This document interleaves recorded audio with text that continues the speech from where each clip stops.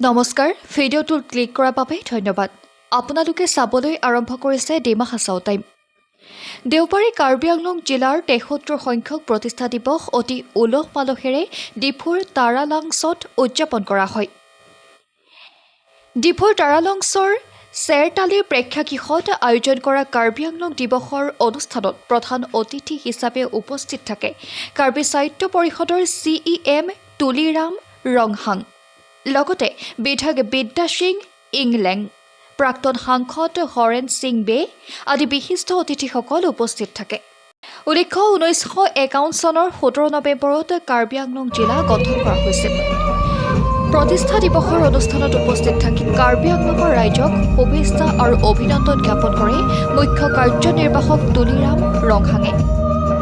জিলা দিৱসৰ অনুষ্ঠানত বক্তব্য আগবঢ়াই কাৰ্বি আংলং উন্নয়নৰ বাবে সকলো ৰাইজক আগুৱাই অহাৰ আহ্বান জনায় CEM তুলিৰাম ৰংহাঙে।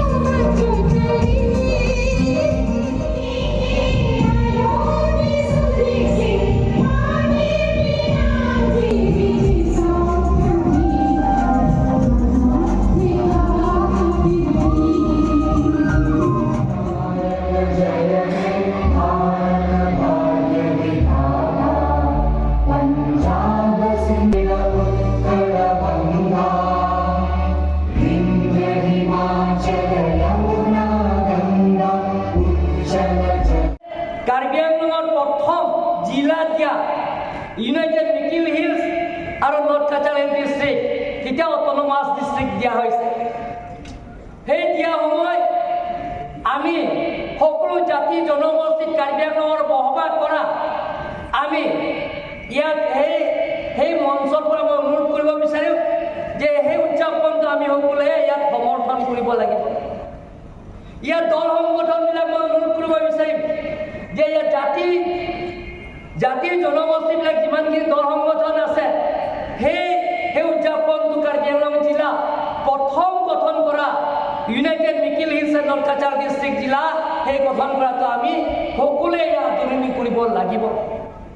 মানুহে নাজানে কাউন্সিল ফাউণ্ডেশ্যন দিনতে সেইটো কাৰ্বি আংলঙৰ জিলা গঠন বুলি ভাবিছে, কিন্তু সেইটো কাৰ্বি আংলং সাহিত্য সেই ৰাজ্য সেইটো গঠন কৰা united Mikir hills and north Cachar autonomous district autonomous council সেইটো 23 জুন, কিন্তু জিলা গঠন কৰাটো 1951 17 নৱেম্বৰে আমি তেতিয়া ইয়াত জিলা গঠন কৰা হৈছে, জিলাত দিয়া হৈছে। তেতিয়া অট'নমাছ জিলা হিচাপে আমাক অৰ্পণ কৰা হৈছে বা আমাক দিয়া হৈছে।